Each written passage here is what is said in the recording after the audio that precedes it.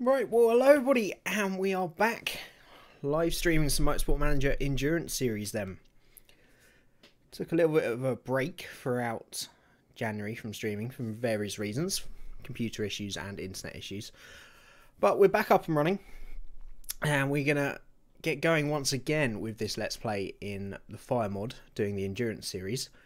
So just a quick refresher then, really, as to where we were and what we were doing. Eden Fox, yeah, I'm doing good, my friend. How about you? How's your Sunday been so far? So, of course, we are controlling Manor, one of the sort of lower rung LMP teams, and we're hoping within a couple of seasons we can try and challenge the giants that are Toyota and Porsche. We wanted to get third this season, and unfortunately we've slipped a little bit below Signatech, but that's still catchable with 3 races to go. It's not the biggest gap in the world, 25 points. So, and at the end of the day, we're on target for our 4th place, which is all the chairman cares about. So, if we do miss out on 3rd, it's not the end of the world. But let's just try and go over and remember where we were then and what we need to do. So, of course, what we were trying to do here was create XF1 teams, basically. Bring in as many XF1 drivers as we could into the team. We've kind of done that at the cost of money and everything else. But at the end of the day, I think it's quite fun giving these F1 drivers a chance and a shot at the World Endurance title. A couple of mistakes from the pit crew last time out, so we need to probably swap some people out. Scouting report back on Barrichello then would be one of the better drivers. Has a decent amount of potential. Okay. High marketability. Stamina's a little low. But he's a pretty good driver all round. And giving Barrichello a chance in the Endurance Championship would be pretty cool, I feel. Good, just finish up my challenge pack video. Should have it up tonight or tomorrow. Some new content at Last Fox. I look forward to seeing it. Yeah, I haven't really played much more of that challenge mode yet, unfortunately. But I do hope to soon, if I get some time. Right, Barrichello could be an option. I think we said we were going to wait till next season until we built the car to make sure we got enough money for it before we start spending a bunch of money on making a second F1 team. Of course, the 2 guys we brought in, Webber and Kubica, should do a good job. And they got Vern in that car at the moment, though we probably will swap him out at some point. But what we will do is we will favourite Barrichello because he looks like a very possible driver. He was already favoured, good. But I'd like to see him in that second car. It'd be nice to give him a chance at endurance racing as well, as he just went over and did Brazilian stock cars essentially when he finished F1, which was fair enough. Right, we've got incredibly low stamina for one guy, so we obviously forgot to swap Zhong out last time if it's that low. I think we need some new crew if we can. Have we got anybody that would be any good at refueling? Gong, we can bring on board. So if we swap Gong into that slot, we need someone on tyres and fixing as well. Everybody seems to be specialised here. We haven't really got anybody that's good at both.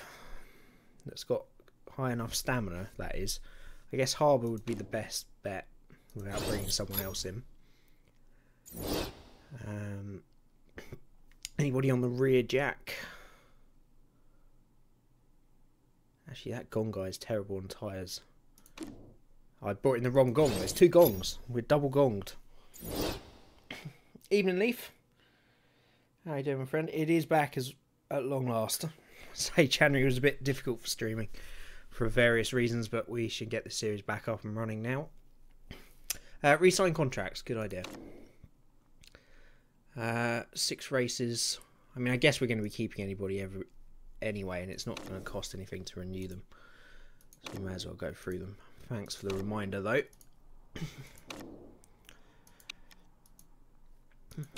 It's a bit of a silly system. It's a shame that they can't auto-manage this, really. There we go. Let's Sign everybody back up. And we'll get on with the car. I can't remember if we'd made the decision to stop developing the car yet. I don't think so. No, we got new suspension on the way, so we definitely are still developing the car as we try and beat Signatech by the end of the season. Right, we've got a report back on Petrov. Not brilliant, to be fair. Vitaly, he wasn't the best of F1 drivers at the time, and I presume he's obviously in the DTM at the moment. Would be a slightly cheaper option, but I think we're trying to assemble an elite group of drivers here to go for the endurance title in a couple of years. So I don't think Petrov is an option. But at least we now know, now that he's the scouting report's finished.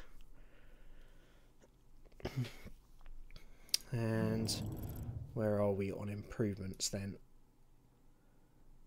Okay, performance on brakes, we'll continue that. That engine's probably up to scratch now. So I guess we move that over to the rear wing and keep it as is. We got a few sponsor reports then. Excuse me, my voice going already. Wonderful. Yeah, I don't know why it's not auto managed. It should just be straightforward, especially if they run out so often. Or there should be a much easier screen to access who is out of contract. And you've got the auto manage option, but I much prefer managing it myself. But there's nothing that says when their contracts are up, as far as I know, which is stupid. If there's one like checklist you could go through, or you got an email saying that someone's contract was running out, that'd be a much better way to do it. You've been struggling with a bad hangover all day, Leaf. That's the point you couldn't even play Motorsport Manager. That must have been terrible. But hey, what Sunday's for? I'm sure a lot of us have spent most of our Sundays, or a large percentage of them, recovering from hangovers. That is what they're for at the end of the day. Right, only one 3-star sponsor available. It'll give us a fixed amount per race. I don't see any point in going for an 8 for above target when we can get more than that no matter what we do. So we'll bring Rouch on board. Looks like they maybe make apples, grow apples. Hope they don't make apples, you're not meant to do that. 3D print apples. It's been so long now, I can't remember. Are you scouting Nico Rosberg? No, I think what we concluded with Rosberg is that we have to upgrade the scouting centre for him to become available. Not sure why that's the case with someone like Rosberg, because I think everybody would be aware of a Formula 1 world champion. I don't think you need to seek him out with a multi-million-pound building. But yeah, he's not on the list as far as I know until we upgrade the scouting centre. This is why you don't drink. You wake up feeling great all the time. Well, I'm not going to get into that discussion. Some people do, some people don't. It's everybody's choice, really.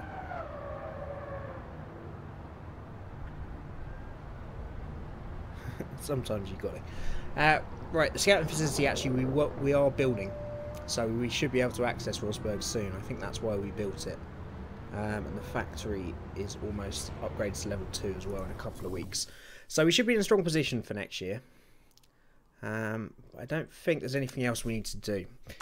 We've got that new suspension finishing, so we need to try and get that ready for one of the last couple of races if we can. And we can switch over the rear wing to that one. Once again, the slider's mucked up. We'll go 5.5 on the slider. And now I haven't really been thinking about how much we need for next season. We've spent a lot of money, which is potentially a little bit worrying. And we're going to need about 47 million for next year. Now, I haven't actually finished a season in any playthrough on the Fire mod, so I don't know prize money for anything. So I feel we will build one more suspension part just to even that up. And then we will probably call it a day for development this season. Don't you love just stepping away from a game for a month and not remembering anything you were doing? Man, the amount of times I've restarted games because of that. I think Witcher 3 I've finished the first time I played it, and I keep wanting to play back through it. But I do that thing of I play it and come back months later, and I'm like, none of this makes sense. I'm going to start again, and I've never played it through a second time, which I really wanted to. But yeah, you do that all the time in games. Right, don't have to worry about reliability because we can get that up. Plus 40 during qualifying, or big increase to reliability in red zone. We don't want risk level, so I guess we're going to have to go for that boost in qualifying. There's not really much else we can do. It's not the most useful part, but it will give us a slight increase for our starting car next year, so I don't mind doing that. I think that'll be about it, apart from a few scout reports. Let's wait till we get them both back, and then we'll take a look at them. So one's Paul di Resta is going to be one of the top drivers in this championship. 3 stars, okay marketability, dirt track champion.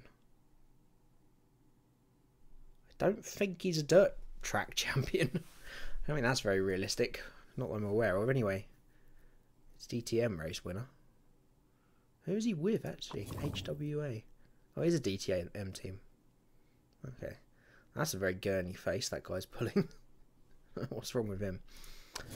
Right, di Resta definitely a potential driver for car 2. I think di Resta and Barrichello sounds good. The nearly men of F1.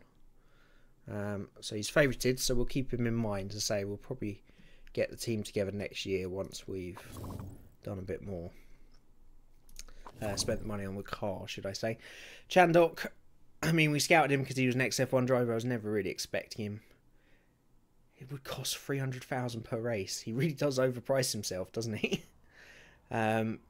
He's in an LMP2 at the moment. No, I don't think. I mean, he's favoured. We can consider him, but he's not even a low-cost option. So I think Barrichello and di Resta definitely beat him out in terms of who we'd prefer. You've done that with Witcher 3 as well, Leaf. Yep. Done it many times. And I've got such a better computer now than when I first played it, so I can play it on max graphics. And I just want to experience it again. But you never quite have that buzz to get through a game the first time again, after you've already played it. Right, the new factory is done then. Beautiful. So we've now got 20 staff to play with, doubled our output. So that means we can increase performance on the engine, I think we'll do. And then we'll put the other reliability slots onto the rear wing, I think. Lovely. So we should be able to develop our car at a much quicker rate now, once we've built the parts. And that scouting facility is going to be finished as well. And this is a big gap between races. Okay, Timo Glock. 40% marketability. Definitely a decent driver. 3 stars is probably what you're looking at when you're assembling an endurance team. It would be too costly, really, unless you're Toyota or Porsche to go any higher than that. Again, definitely a possibility then. Glock, good money. Marketability is a bit poor, which is a bit of a worry. But definitely consideration then. We're bang on that target, we are indeed. Did we not get any more scout reports? No. Ride handling facility, not yet. Right, so we've now got that scouting facility open.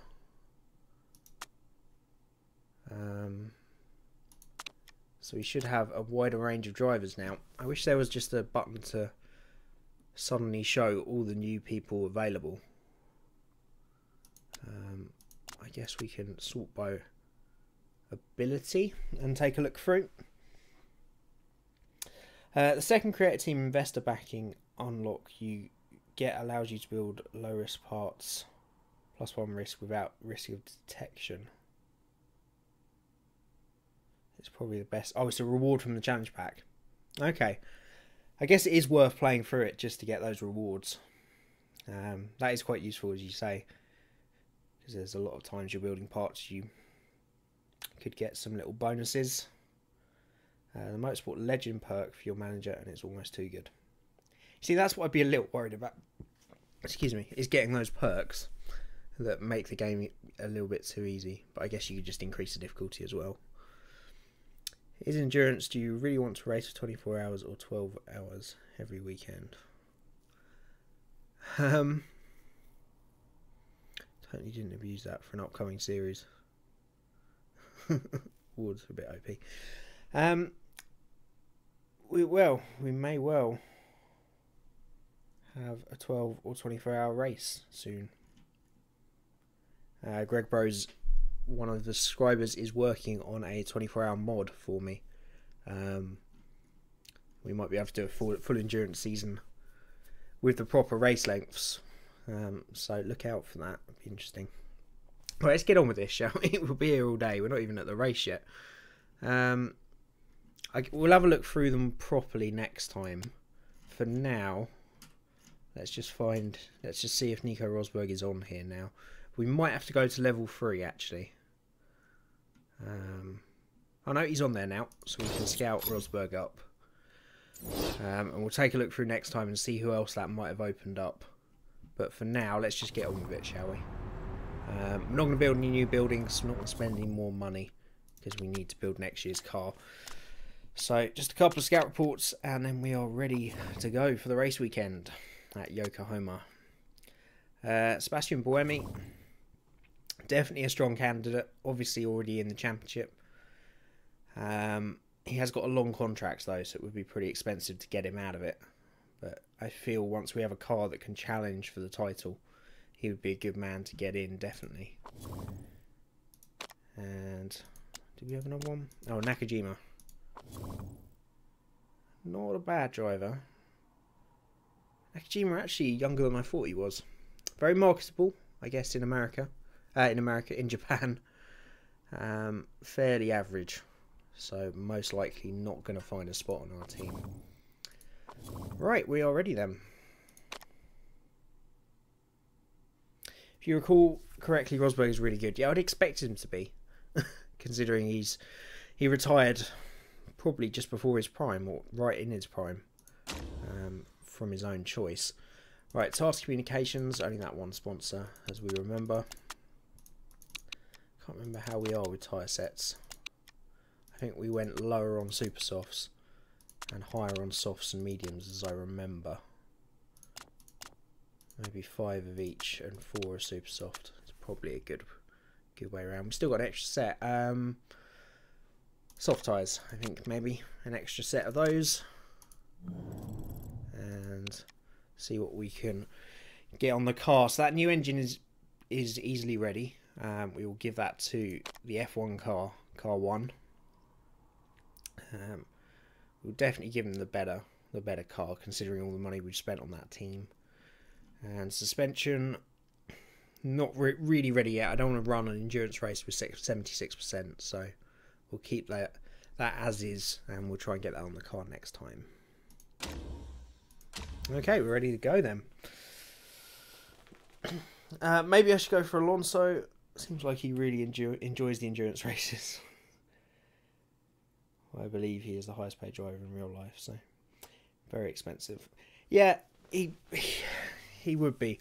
I think if he retires naturally from F1 in the mod, or gets let go by McLaren, then he would definitely be an option. But it was a similar thing for Button. He was still reserve driver for McLaren at the moment, and he's just too expensive to release from his contract. Even though his wages aren't too bad compared to Alonso, but we'll have a think about it. We'll do it in the off season. Maybe we'll just spend a whole episode doing the whole stream doing the off season and talking through who we should get on board. Okay, let's try and remember this then. No, there is a slight overlap there, so we'll try and benefit both drivers. Remember, Trommel was generally the better driver. I'd never heard of many of these, but when I was watching Daytona the other weekend, I did see Trommer and I think Zonja pop up, maybe just Trommer, which I'd completely forgotten, which, you know, sort of reminded me of this series and drivers that I remember. It is interesting, Trommer's got what seems to be a GP2 overall on in his picture. Maybe they couldn't find a better one. Right, we're going to put the car towards Webber again. I think he's probably going to be the better driver than Kubica. And he seems on form at the moment, at least for the weekend. And set up then. We'll put Webber out in the car first.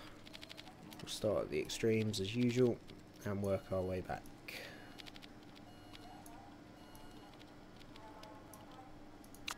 We'll go out on the soft tyres as they're most likely going to be the race tyre.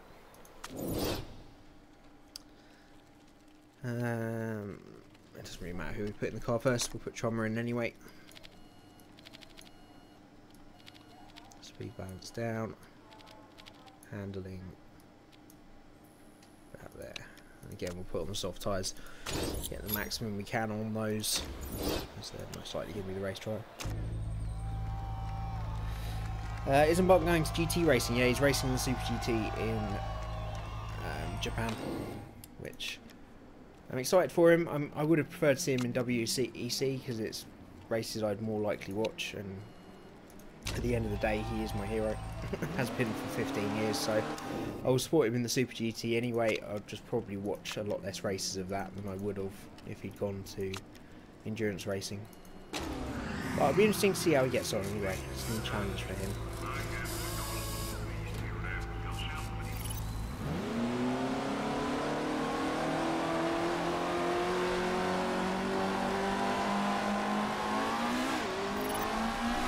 Super GTs, like they're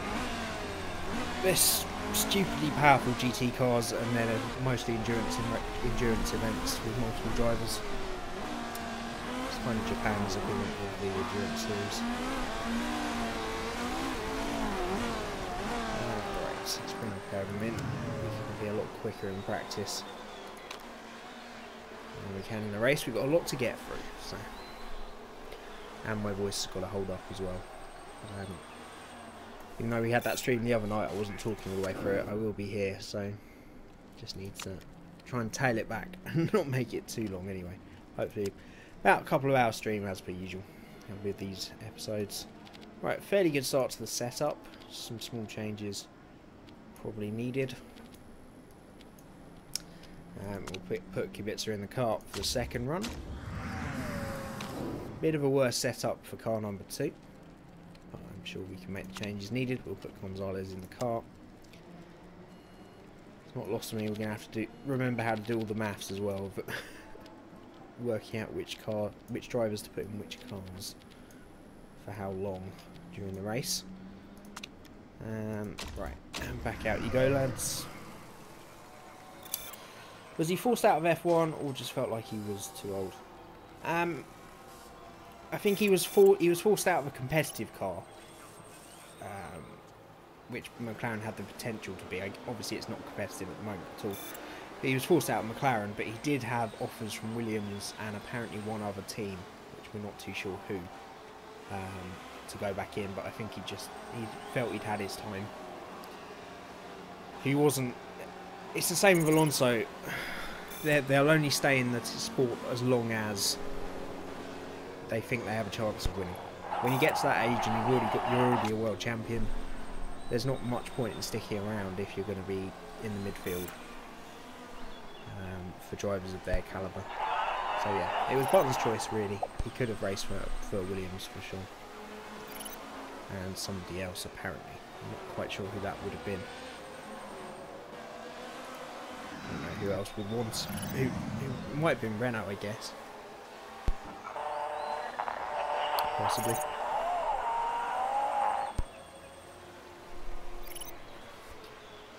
Yeah, Norris is now their reserve, correct.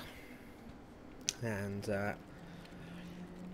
I'm sure McLaren are going to have a very difficult choice to make at some point. If Alonso stays beyond next season, they're going to have to choose between Van Dorn and Norris. Norris is a big, big talent, so, and Van Dorn wasn't all that impressive Right, 97% on the setup. I'm happy with that for now. Let's just get them out there and getting those slots filled up. So we'll stay on the soft tyres and go out for a much longer run this time. Some little tweaking needed on car 2. 94, definitely a step in the right direction. So that was very poor, so probably just needs a little tweak that way.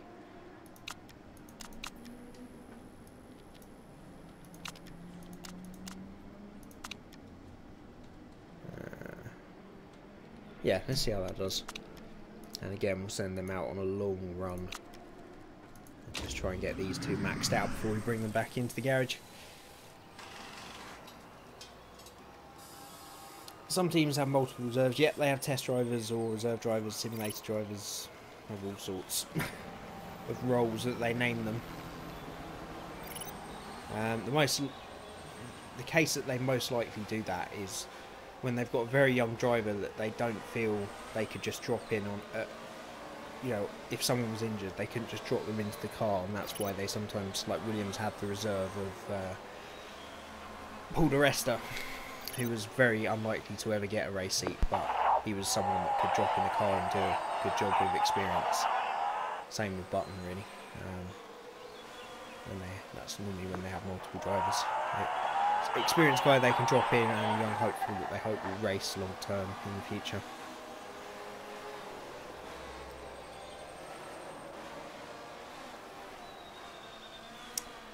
McLaren Renault, yeah, I can't ever imagine them returning to a championship winning car or challenging for a title next year. I think even if that Renault engine gets an improvement and the McLaren chassis is as good as they say it is, I still think it would need a season to get used to the procedures and working with Renault and getting the car to work, the chassis to work with the engine. But it's definitely they've definitely got a big chance of being able to push forward from here. And I could really see them and Renault challenging Force India maybe for that fourth place. I think Red Bull are going to get a lot closer to Ferrari and Mercedes, and I think it'll be a potentially free team fight for that title. Evening Vishnu, how are you doing? Welcome along to the stream. Right, so we're just going to leave these guys out till these are maxed up, which they nearly are, and then bring them back in, make some tweaks and send them out on some qualifying runs. We might actually do the qualifying runs on medium tyres because I feel they'll be more useful for the race to get some slots for them, to get some knowledge slots researched. Right, how are we doing on the setup then? I think it's the same as last time, isn't it? Yeah, 97. Right, let's put Weber back in the car, just because. Don't ask me why, we just are. And we'll do some qualifying runs on the medium tyres, because I think they're going to be... I really don't see the super softs being race tyres at any point, unless we absolutely cock up the strategy and have to do a short stint at the end. I don't think that's an improvement for this either. No, it's a step backwards. So it's obviously in the middle of there then. Let's put Trommer back in the car. That's just a slot back that way.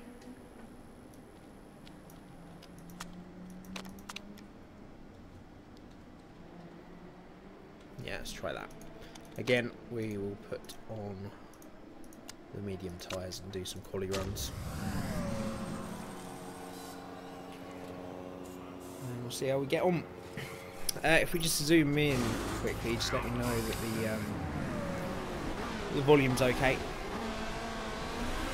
I wasn't actually doing the testing this time, I'm just going off the levels we used for the league race, pre-season race on Thursday.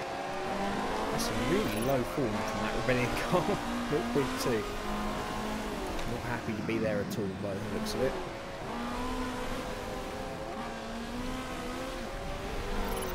Downforce on Vern's car is out of recommendation. Oh, okay, I'll take it back. Thank you. That's definitely a couple percent then. Just let me know which way it needs to go. Ooh, some rain. have enough time? 9 minutes, I guess there is time to get some runs in and some intermediates, just in case it rains in the race. They might be useful, I guess. And we can make those tweaks. Let's put Kibitzer in the car. Downforce, you're absolutely right, as always, Fox. Let's move it a little way that way.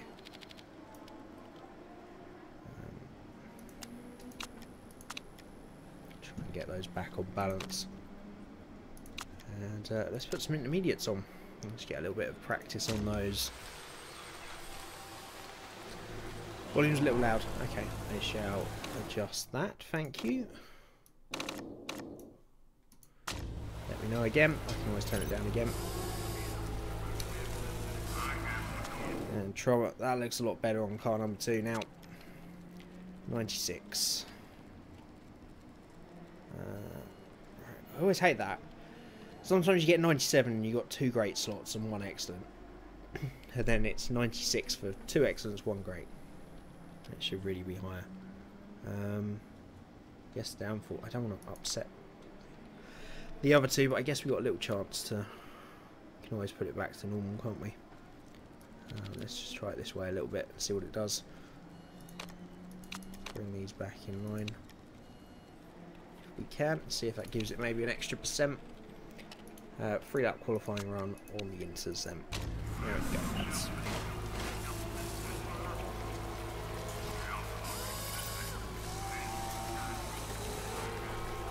so pace probably not representative at all. 9th and 10th at the moment. We'll see in qualifying where our car is. I mean, we've been waiting for this HQ upgrade to really start pushing the car forward at a great rate of knots. So it's been a building season, and if we can somehow beat Signatech, that would be a real. I would class that as a really good season, but I think we're unlikely to. At least we achieved our minimum goal, which was 4th place. Hopefully be easily the 3rd quickest car next year, and maybe even start to push towards Toyota and Porsche towards the end of the season. Still too loud.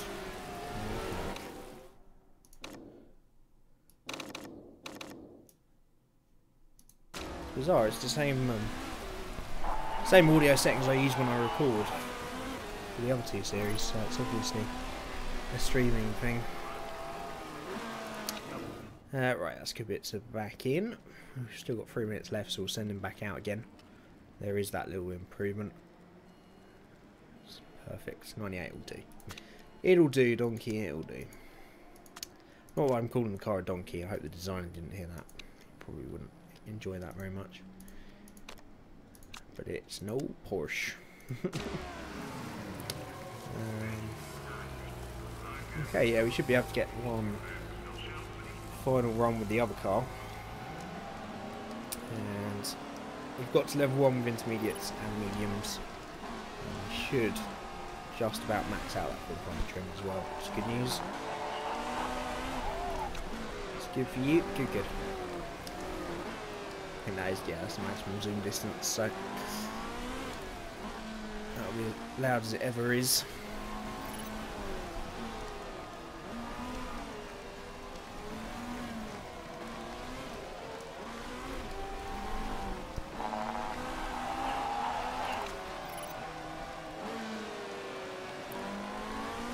Well, we've made it a little worse on that car. At least we know which way to go then.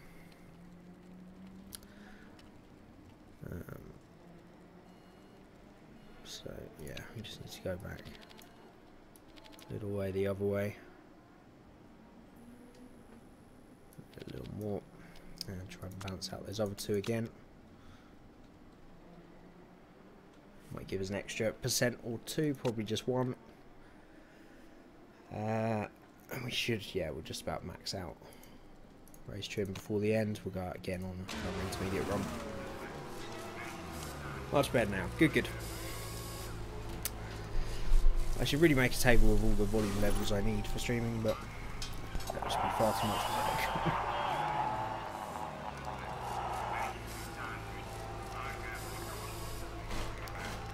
Yeah, just while we're getting to the end of the session, I just wanted to give a thank you to everybody for sticking with the channel through January.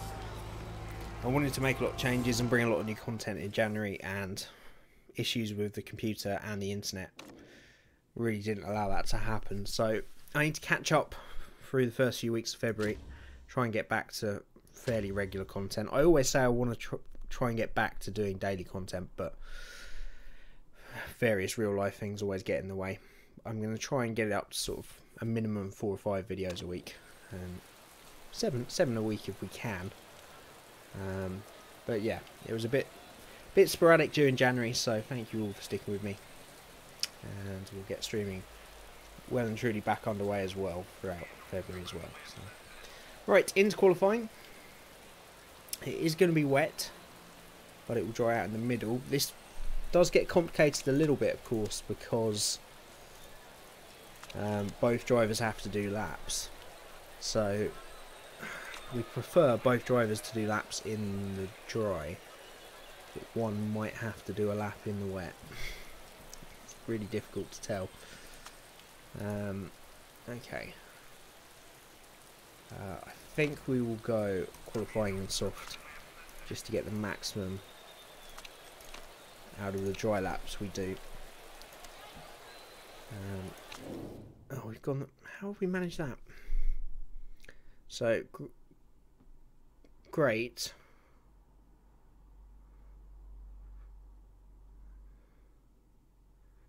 Good, great. Did it not save the other setup? Or the new setup that we put on?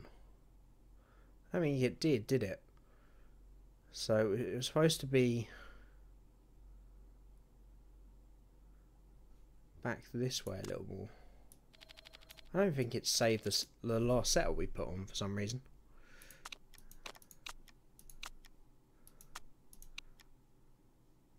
Oh well, let's go with that. I'm sure we'll be fine. Didn't save the session, and oh, because they didn't actually get out to do a lap. That's fair enough. Okay, I'm with you.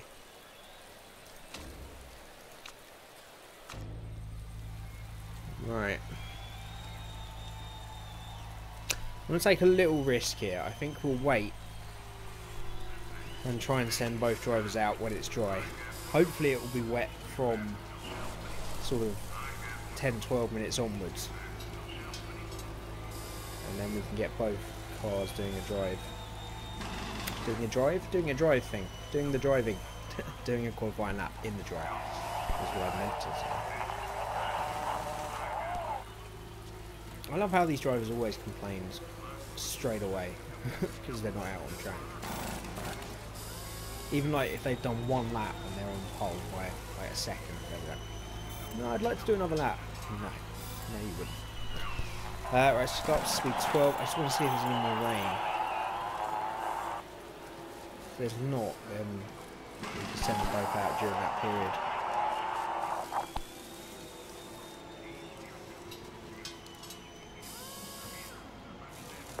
Obviously try and get the first driver out as soon as possible if we see any rain.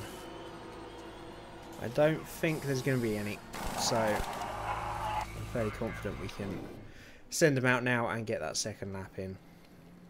We possibly could wait a little longer, but just in case there's some rain in the last couple of minutes, let's get them out now.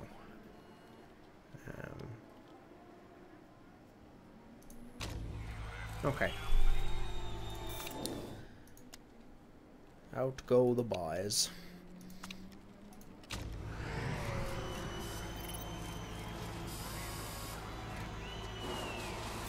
You would too if you had a quick car willing to go.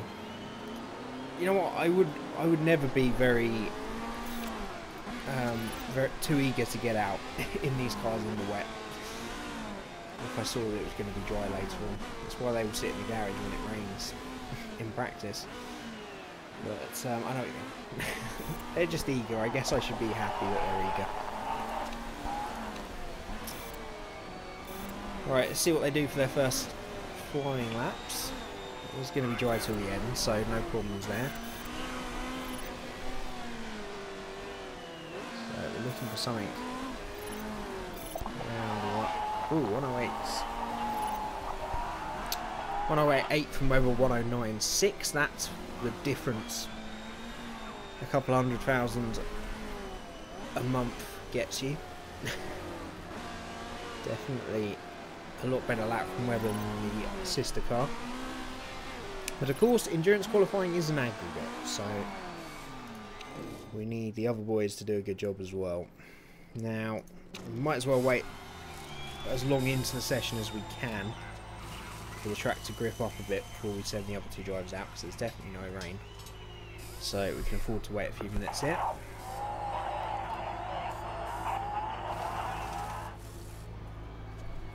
In terms of comparisons, a portion of the Toyota in the 108s as well, but the low 108s. So that's a pretty good lap from Weber, and hopefully Kubica can go some way to matching that.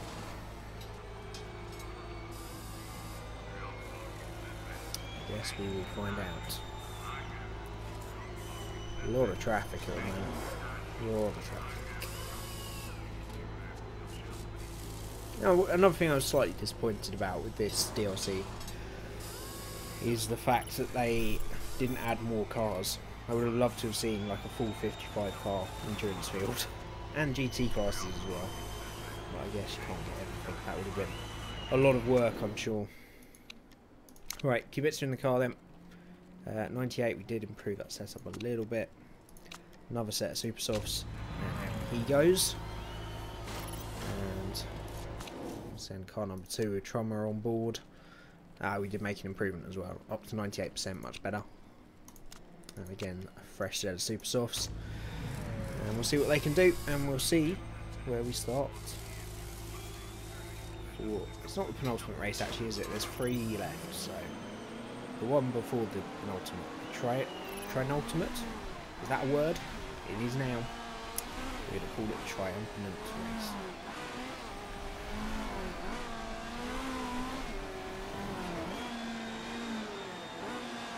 Kubica not enjoying himself this weekend by the looks of his form. Hopefully he can still get a lap somewhere close to Weber's and get ourselves a good starting position. Although, let's be fair, it doesn't matter endurance as much as any other form of racing. You've got plenty of time to make up the difference. Right, Kubica it's a 109.4 then. And Trummer it's a 109.3. So not a great lap from Kubica. But that one lap from Weber is enough to get car number 1 in P6 then. And car number 2 will start P10. Not a great result from them.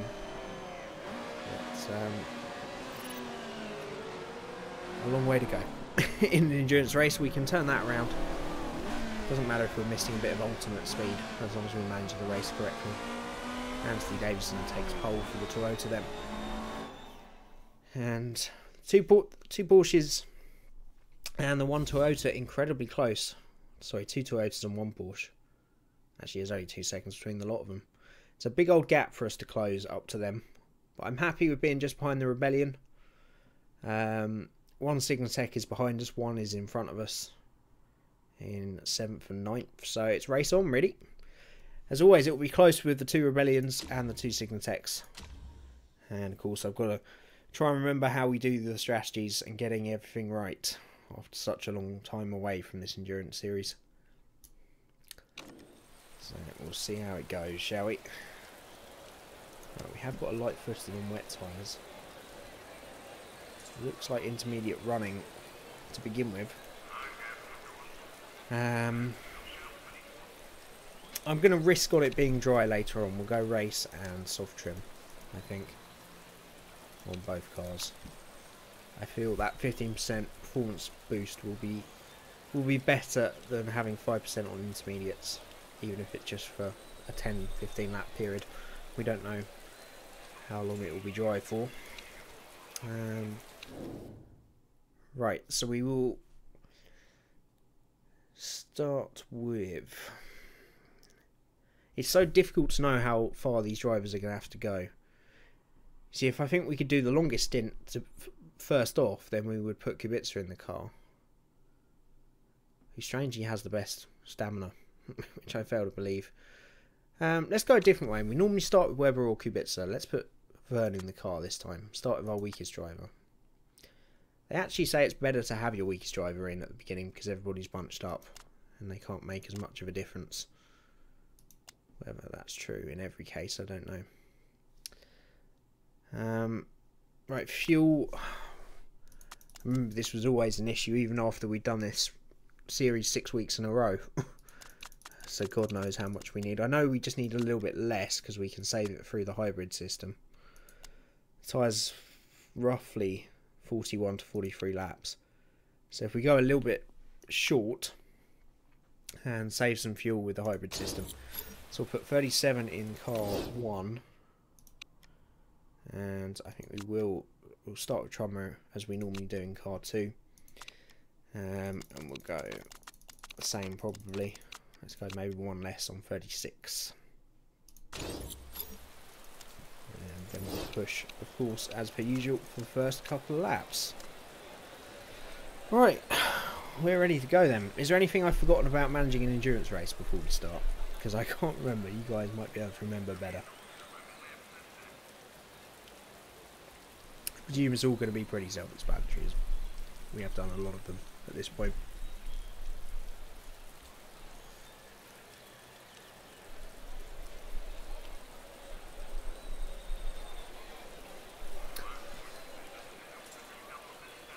Let's just get it underway, shall we?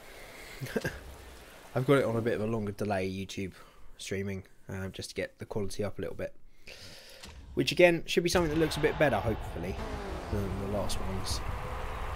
Because we do have...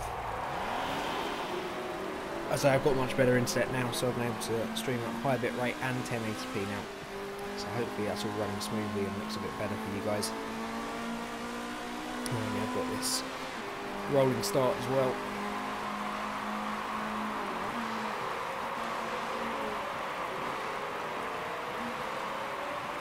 Yeah, it has been too long. We'll just have to roll with it. We'll have to take our time. 3-hour race then. In an ideal world, you'd have each driver do exactly an hour. And they'd easily be within their restriction, but of course it never works out like that, and especially as it's raining, we might have to bring people in mid-stint and work around certain things. So we'll see how it goes. Let's just get this lap moving a bit quicker, shall we? And I think we will go 2-speed for the first lap or 2, and then we'll go back up as we normally do to 4-speed. Just so the race doesn't take forever. Of course, a lot longer stints in this, so underway. We are racing. It seems a little bit stuttery to me. Hopefully that's alright for you guys. But Vern's made a good start up to 5th end, taking 1 position. He's ahead of one of the Porsches, isn't he? He is. Good start. Right, tyres back down to neutral, fuel back down to medium. And then I think we'll use the first couple of hybrid boosts for saving some fuel. And then if we're getting towards the end of the stint, and it's obvious we've got enough fuel, we can turn the engines up and use some boost. But we will just try and edge into this. And try and go as long as we can in the first stint and presume that it will be intermediate tyres throughout. But of course we don't know. But we're just going to do that far in advance. So the Porsche's got back through. No, the Porsche's still behind. I think that's Rebellion, isn't it? Or Signatech. It is, it's Ravier's in the Signatech. Signatech have got so much better in the last few races in this series. They're even able to beat the odd Porsche or Toyota at times, so they have a real battle on their hands to try and beat them next season. Because I think we're unlikely to do so this year, but we'll give it a go. Trummer not having a good race so far, down in 11th. Tyres still overheating then, so we're going to have to conserve. spotted that way too late, to be fair. Damage might already be done. Does look like the rain might start backing off, but that's a long way into the future. Unlike that being 5 or 6 laps, that's a good 30 or 40 before the rain might start backing off. So just let everybody ease into it. Vern's still able to keep that Porsche behind him for the moment, but he has fallen a long way behind that Signatech car already. And I seem to remember having discussions about this before, that we're not pushing hard enough at the beginning of races. But it sometimes works out for us by doing one less stop. So we'll stick on this strategy for the moment and just let our drivers do what they can. Tyres coming back under control in terms of temperature. And Trummer is under a lot of pressure from that Rebellion car of Prost and Senna. He's trying to get through and does make it move. Does make the move even. Vern's still holding off that Porsche. It's quite valiant, to be fair. Finally that Porsche does get back past them. I think as per usual we're going to have to do this on race strategy, not on raw pace. So I think our aim would be to try and do one less stop if we can than our opponents. Of course it's a lot trickier in the wet because we can't use harder compounds of intermediates. So we're going to have the same tyre life while it's raining, there or thereabouts. So it'll be difficult to get this back. Hopefully it will dry out around about the halfway point and we can start to put some kind of strategy into effect. For now, I think we just want to concentrate on these two doing as long a stint as they can if it's going to stay wet. And if they can get close to their hour allocation of driving time, then at least car number 1 we know we've got Webber and Kubica to come, so we're on a pace between those two. I guess it's because it's on 4 speed. Yeah, but I'm still getting some slight jistering issues. Of course I am running only 16 e-bikes of RAM now instead of 32, but you wouldn't expect a game like this to have that much problem. As Vern now gets overtaken by the Rebellion of Prost and Senna then. They're starting to fall away here. I'll probably go a bit more aggressive on the tyres.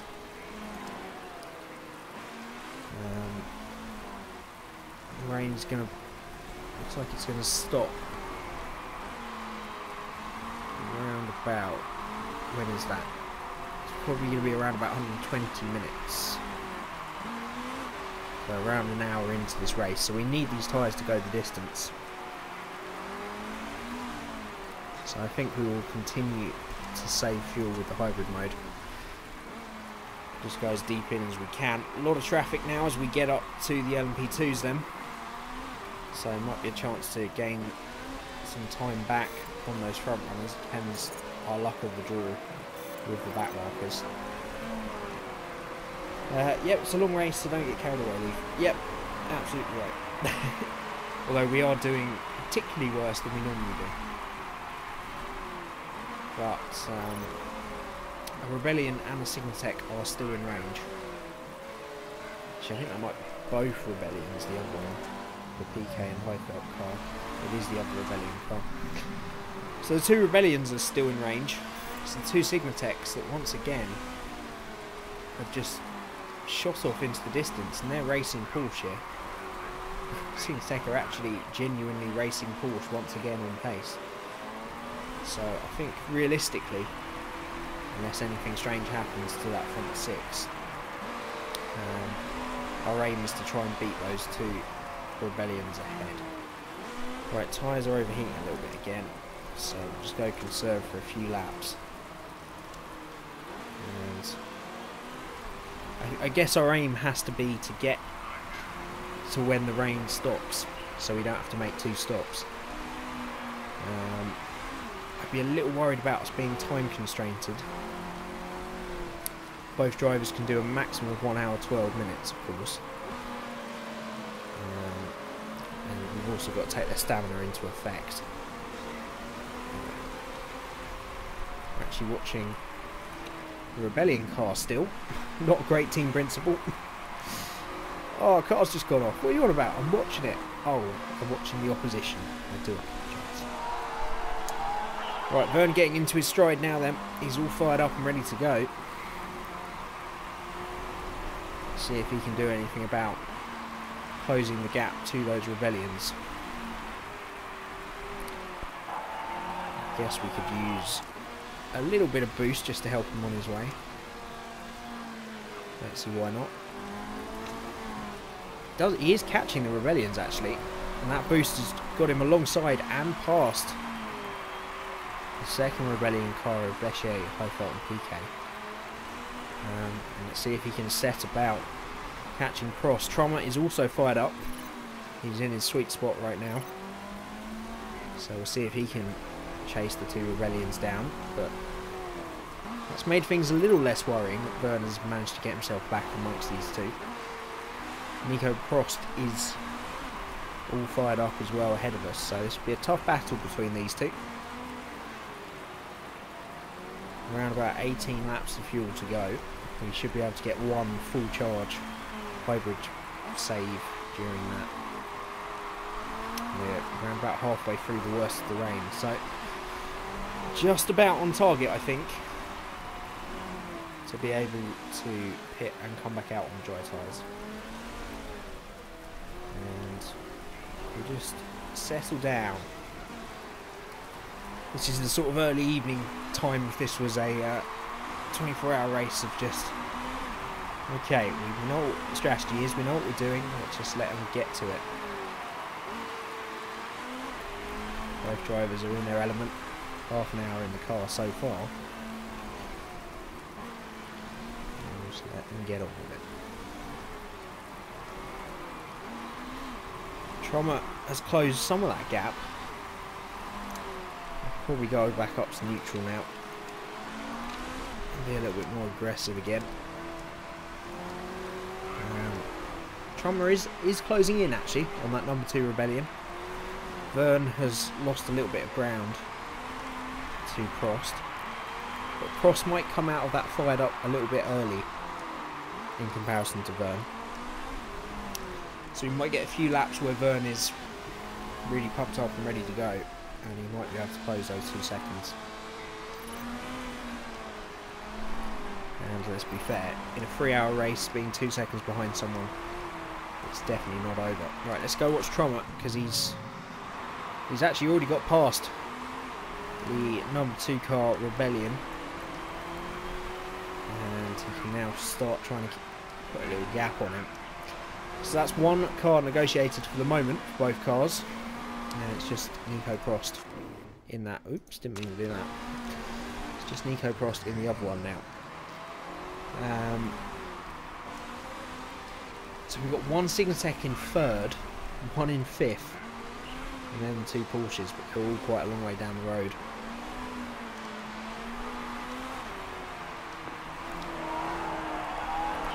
Right, Vern's struggling to get past Prost here.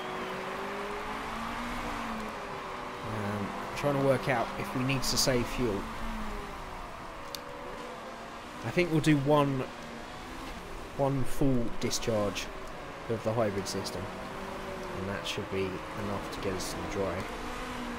There's some more rain coming though. It's going to start up again like 5 minutes afterwards. This is going to be tricky to negotiate, I think. Not sure what we need to do until we get there. Right, let's do a hybrid discharge in a minute. Let's go back to conserve with the tyres.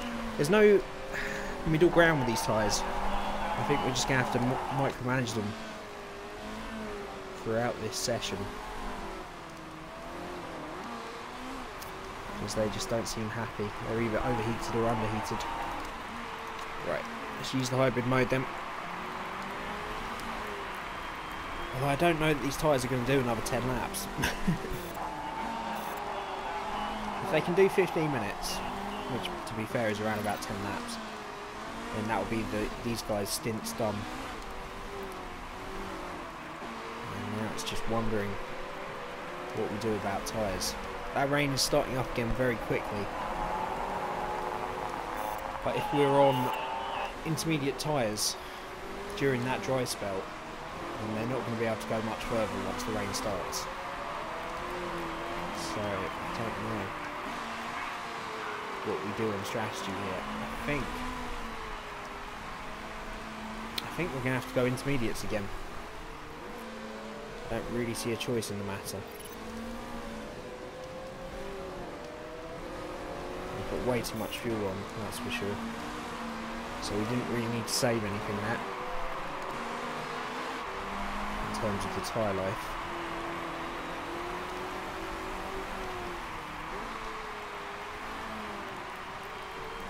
Yeah, we're just going to have to put another set of inters on. Right, Vern will come out the car this lap then. We shall put... Let's save Webber for the end. Let's save him for the charge at the end. So we'll put Kubica in now, I think. You have to change tyres, otherwise you'll completely destroy them. Yeah, I think so, Leaf. I think the fact that it's raining again straight after it dries out just means inters, dry tyres aren't going to be an option, or it's not going to come soon enough. So we'll put another set of intermediates on. We definitely don't need as much fuel as we had last time. So I think we'll go with 30 laps this time. And we might not even have to save any this time. And then we'll bring Trummer in the lap afterwards. So hopefully the crew can do a good stop. A lot of people have already stopped. Toyota or Porsche, a Signatech and somebody else have already stopped. In comes Vern then.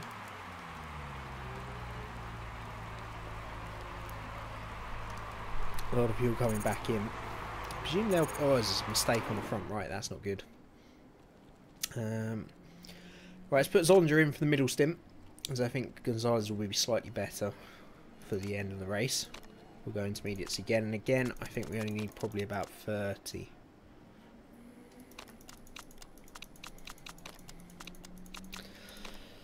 It's a tricky one, because you can run dry tyres if the track is a little damp without losing time. Yes, correct. I just don't think it's going to come quick enough. Because now is definitely too early, and we can't run for another couple of laps because the tyres will be gone. We could put dry tyres on in a few laps though. We could try it with one car just to see if it is maybe the way to go, and we can gain back enough time, because we won't have to refuel. Let's not forget. So I think we'll see. Right, living problem with the front right has cost us 19 seconds in the pit stops. That is awful. Tanya Harbour, you're going to have some explaining to do come Monday morning if you want to keep your job, because 19 seconds delay in changing a single tyre is not good enough. And we see that as Zonja comes out a long, long way ahead of car number 1 then. And it's roles reversed at this point. Both back out into the race. I think the last time we streamed I didn't have this DLC, but now I do. Unfortunately I do all my races 1 hour and a half and non-modded, so my experience still isn't very helpful. Hey, anything observational is always helpful. You never know. But I'm glad to hear that you've got the DLC, and I hope you're enjoying it. It certainly requires a lot more concentration. I do love having longer races. I need to try a 6-hour race on my own at some point. Just chill out and play this game for a change. Because I'm always recording it, that's the problem. I feel I'd ingrain some practices and some experience by playing it on my own at some point. So maybe that's what I'll do with 6 hours, or maybe the challenge thing. Alright, it's drying. Oh, that's almost wet weather. Almost. Right, let's go to neutral on both cars. Senna has gone out on the super soft tyres then. in that Rebellion car. And that's interesting.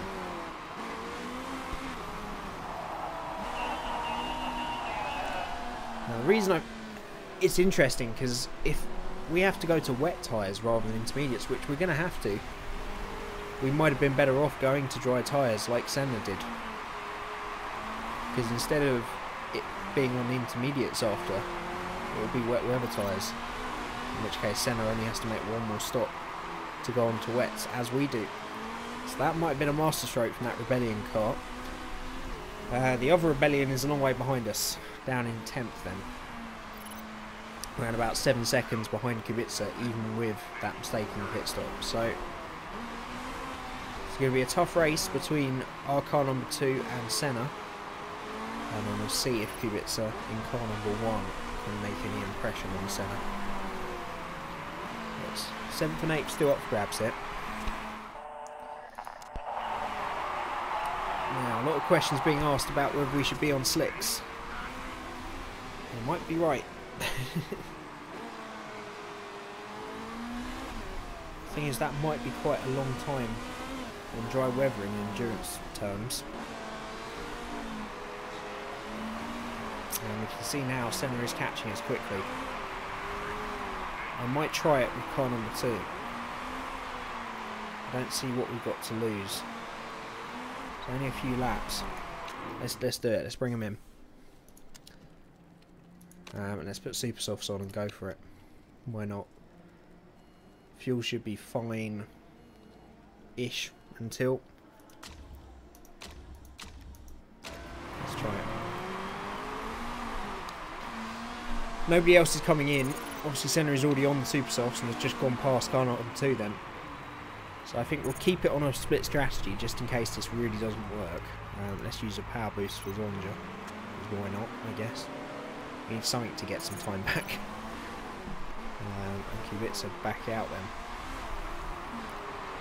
I think it's the right call. Yeah, I think it is. I'd be on the point of doing it with the other car though.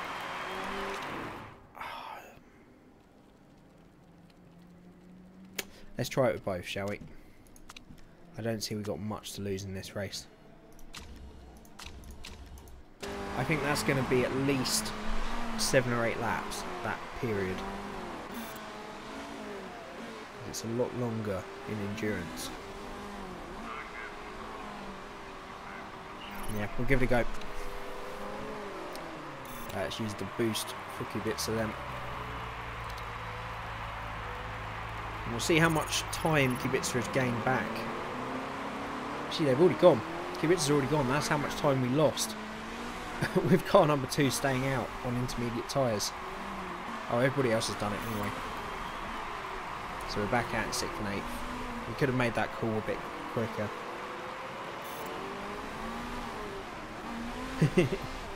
Okay, I'll take any advice you give as constructive criticism, Leaf. If it can't all be trusted. I know what that hazy Sunday's like after a Saturday night out. That's got us right back into the game though. Definitely back into the game now.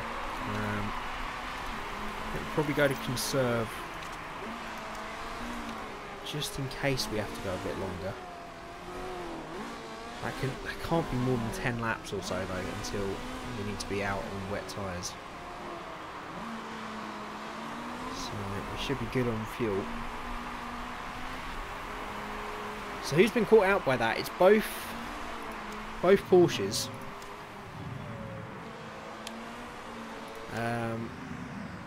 One of the Rebellions.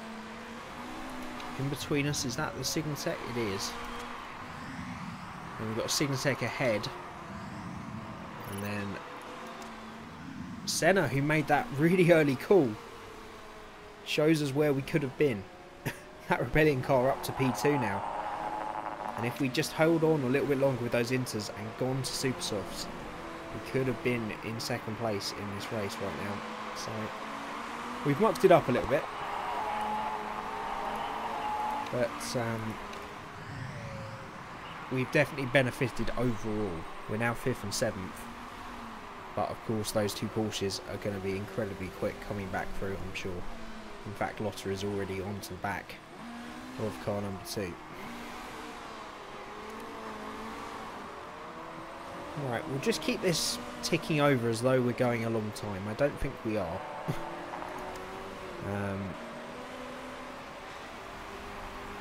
Difficulty here is going to be the lap to pit, because we're probably going to want to go from dry tyres to wet tyres. It's picking the right lap that, because we're not going to go to intermediates, but at some point these super softs are going to be so useless that we may as well be better on the wet tyres. So it's going to be a tricky crossover, and I think we're probably going to have to go a bit too deep than we would like on the dry tyres. Whereas if we were changing to intermediates, we could change a lot earlier, but still a few laps away yet. I think I'd be fairly confident at this point though of going to neutral.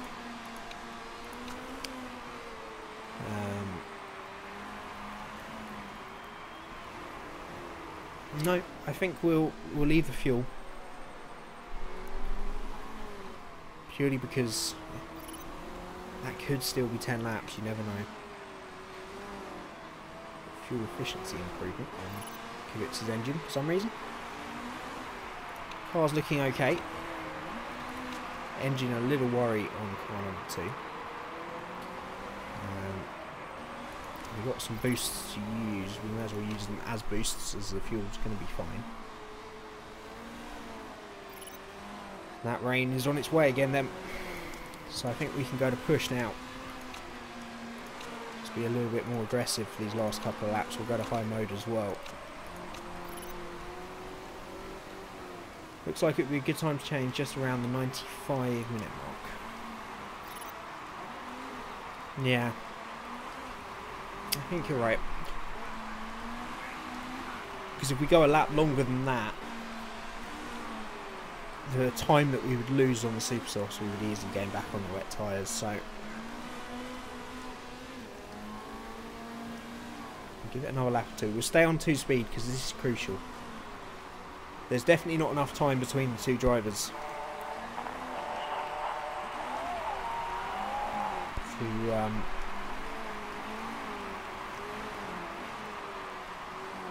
to pit in the same lap. I don't think so. The other decision we need to make is if we put in a fresh driver. Whoever we put in, we're going to have to do one more stop. So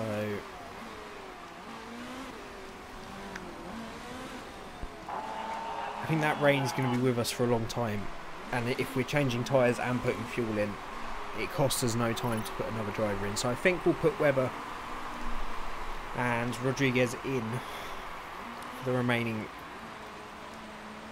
well, for as long as they can, and then we'll have these two drivers to do around about 30-40 minutes at the end. Yeah, people are pitting for the intermediates, which I don't think is the right call. I think we need to just wait and change straight to wets. Again, this graph is a lot more spread out than it is normally. So before it's fully wets, it could still be 20 minutes odd.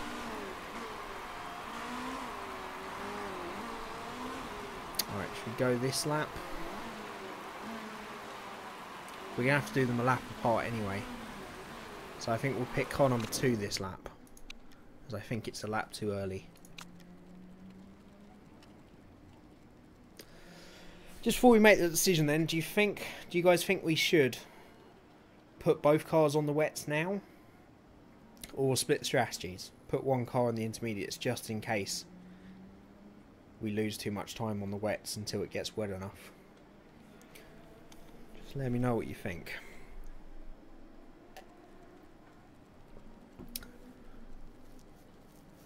I would personally say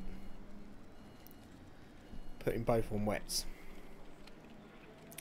Let's keep an eye on the lap times of the Rebellion. Yeah, but I'm not comparing to inters, I'm comparing to wets, which nobody's on. Fox, that's the problem. I'm pretty sure the inters will be quicker in the next lap or two anyway. I think we're just going to go wets. What's the maximum life of them? It's around 45 laps, so I think we'll go around 30 laps of fuel again. Okay, I think this information's taking a little too long to get back to me, so I think we'll go for wets and we'll put Rodriguez in the cart, which we've already done. Because that doesn't cost any time, does it? Where's pit stop then gone? No, it's a free driver change essentially. Yeah, we'll go wets. Okay. I think next lap will be better for it, so we'll bring Zollinger in this time. And hopefully there's no mistakes in the pits. That means we can get car number 1 in the very next lap. And again, we'll go 30 laps of fuel and take them as long as we can. I might put a couple of extra in just in case we're short on that, because we need them to do around about an hour, so yeah, that should be okay. And of course we'll go back to medium and neutral when they come back out. Right, hopefully no mistakes on car number 2. This is either going to be a terrible idea to go this early onto wets, or a great one. We won't know for a little while. Right, no mistakes on pit stop, thank goodness. Means they're back out and car number 2 is in unhindered. We need to go back to medium neutral on those. Now, the wets are going to be very difficult to get running for the first couple of laps. And we may well lose time to those on intermediates, but there's no doubt about it, wet weather is on the way, so it should come back to us hopefully. We just need to keep an eye on temperatures. We might need to run a little bit cool for the first few laps to try and extend their life.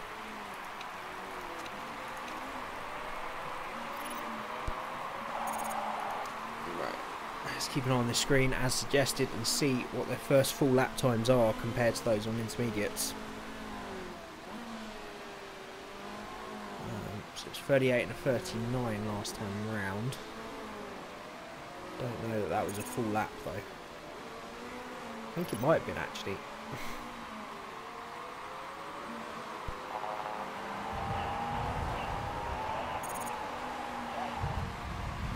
Should see this time round. A 1 minute 30 and 1 minute 32. So everybody else is still a lot quicker. I think we might have been better off. Depends how long this lasts. If they're gaining 10 to 15 seconds a lap,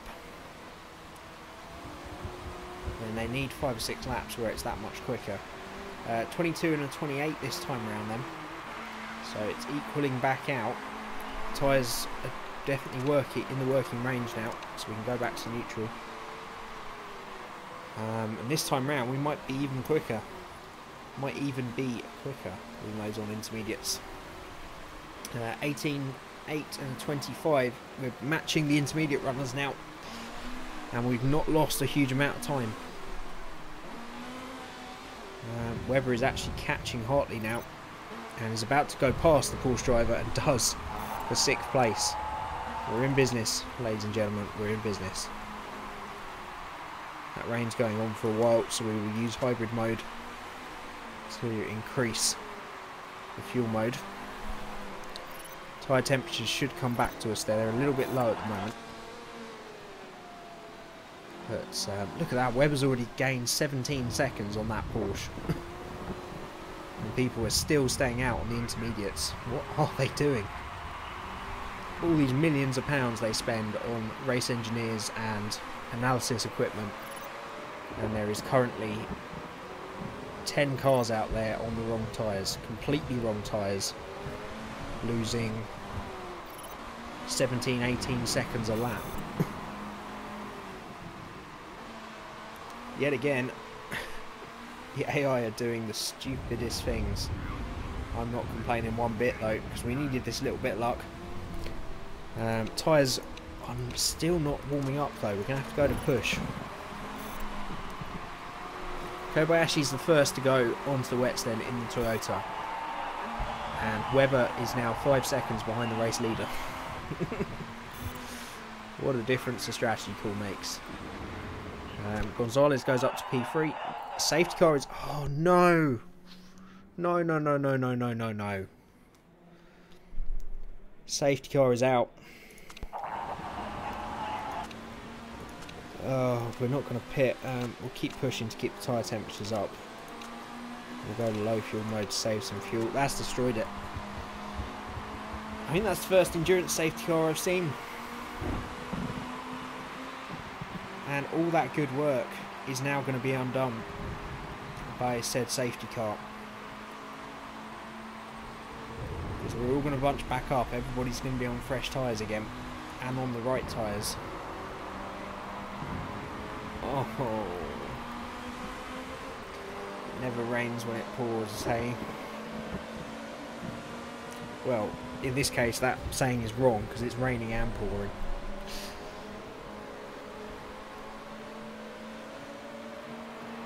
Oh, I'm gutted about that. I'm absolutely gutted.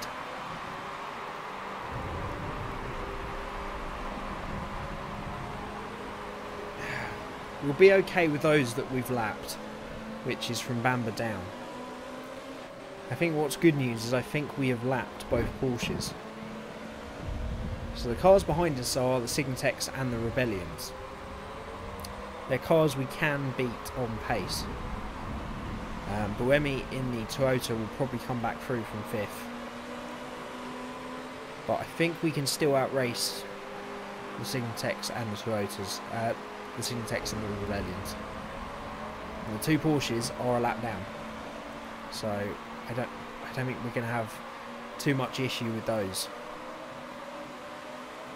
So we can still finish 3rd and 4th here. Definitely. But it's not gone our way. Right, we're back underway. We're overheating the tyres massively. We've got a little bit caught out there. Right, neutral medium. Just go down to 2-speed quickly. I don't understand how the tyres overheat under the safety car in this game. It doesn't make any sense. I'm just going to have to go back up for a lap or two quickly to get these back under control. I know they're overheating, Fox. How? How do tyres overheat under a safety car in the rain? What are our drivers doing with them? Are they like stopping off for donuts? I don't know. Right, well, 2 Toyotas ahead. Both Signatechs have got past as well, but we're holding station ahead of the Rebellions. So 5th and 6th isn't too bad. We might be able to find a way to get back past the Signatechs later in this stint. Let's not panic. The thing that we're really lucky about is those 2 Porsches are a long way back because they were a lap down. So, well, they might be able to get that gap back in just over an hour. And they are on the lead lap again, but let's just concentrate on trying to beat these Signatech cars. Yeah, Leaf, it doesn't make sense. It doesn't make sense, man.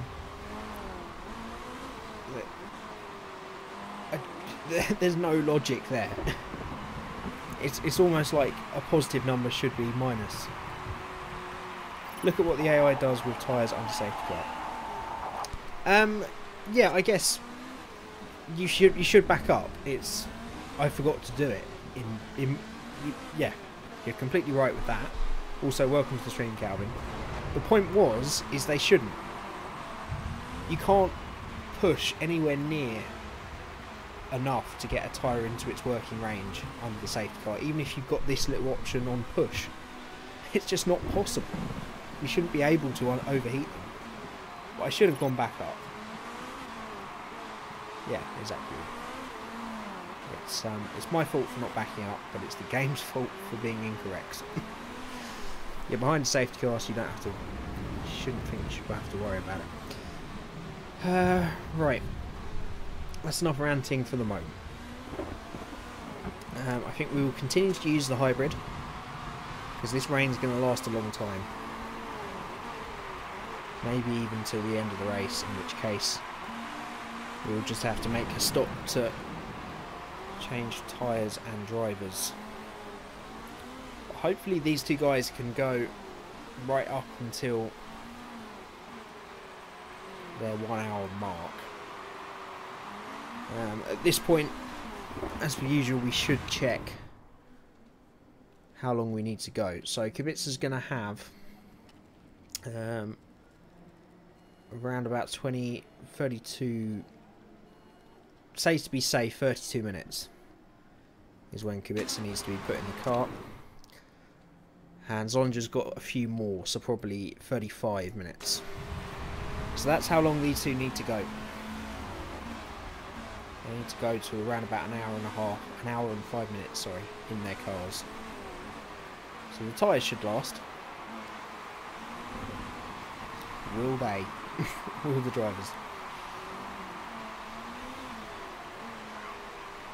I back up till safety car heads to pits, so on the last lap then I push. Okay, yeah, that's good advice. It's what I should have done, but it's not what you should have to do, is the point. A racing car behind a safety car is not going, it's going like a tenth of the speed that it does on track.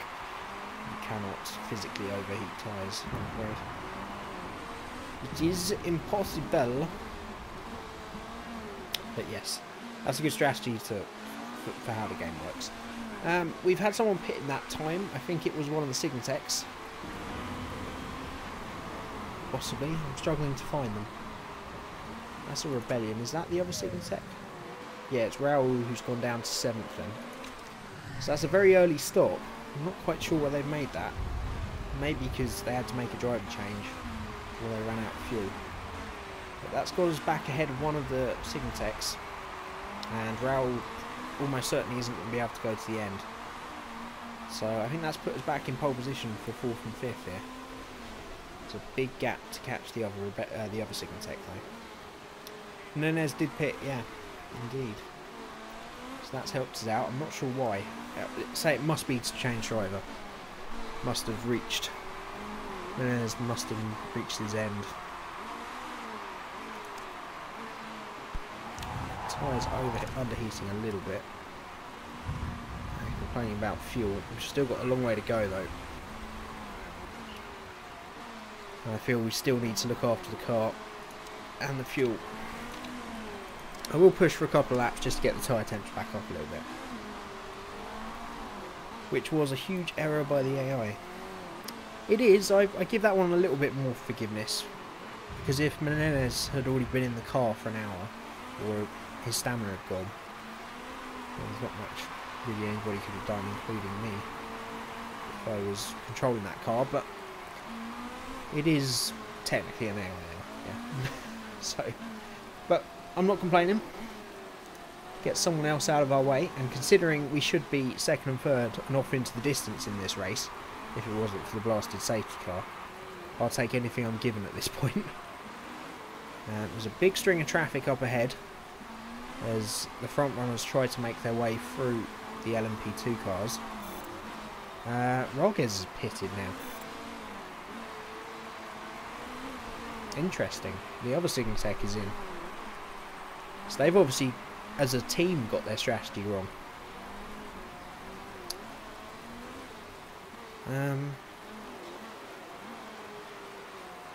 They didn't change tyres.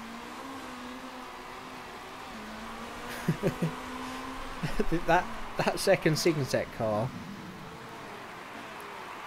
didn't change tyres. I don't know what's going on down that team. That team. I think they had a mental breakdown. I'm not really going to complain, but it means that neither of those cars can get to the finish on that set of tyres, I don't think. We might be able to do 52 minutes. What could they do when they were new? 46, 48 minutes. No, they're not getting to the end on those. No chance. They just shot themselves in the foot. Did the first car not change tyres either? Oh dear. Both cars in and out on the same tyres. Absolutely bizarre. Right, tyre temps. Completely overheating them again. It is a bit of a meltdown, isn't it? They are complete melts. Right. We need to do some more harvesting.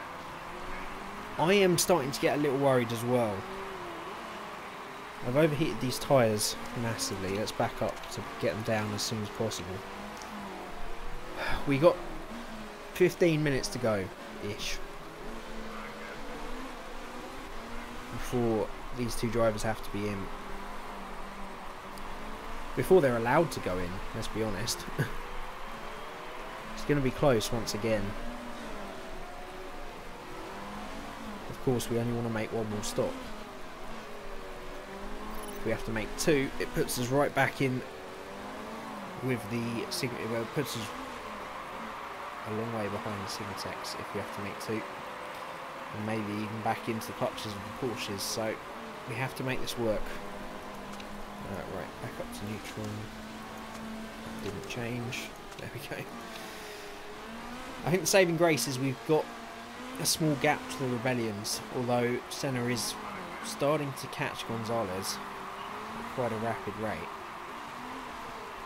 Well, he was. I think Gonzalez is getting back. I think it's because we were holding back on those tyres, actually, to be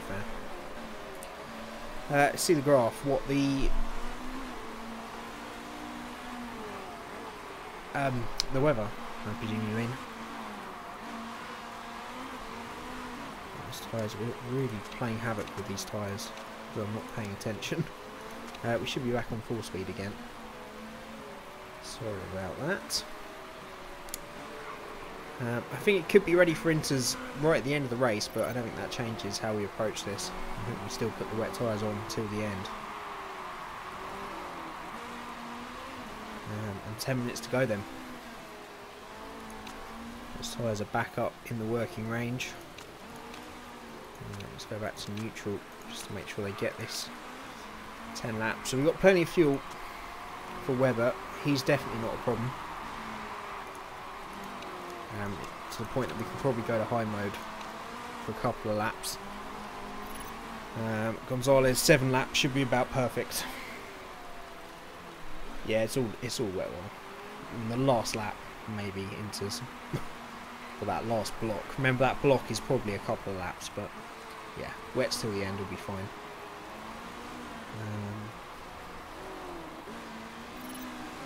Okay, in come the Toyotas for their last stop, or one of them.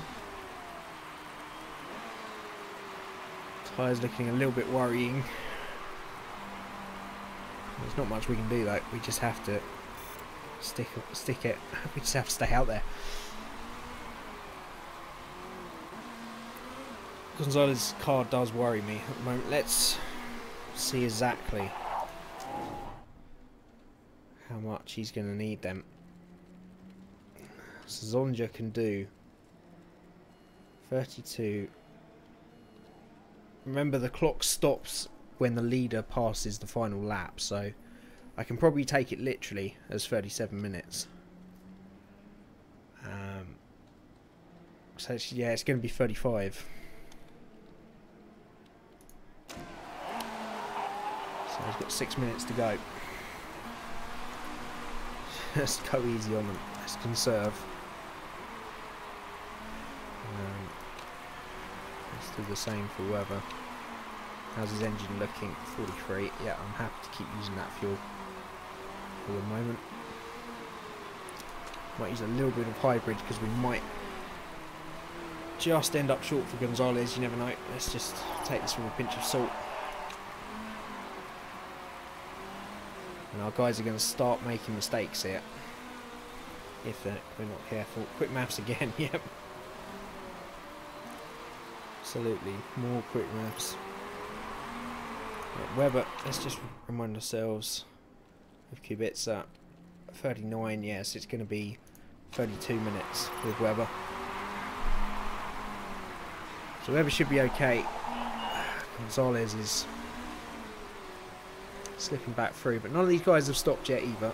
So it's not as if we're losing time. We might be losing time to this rebellion. That'll be about it. Gonzalez is now down to 5th as he's losing a lot of time. Let's go back to 2-speed again. Let's get those tyre temperatures back up. Well, they're already off the cliff.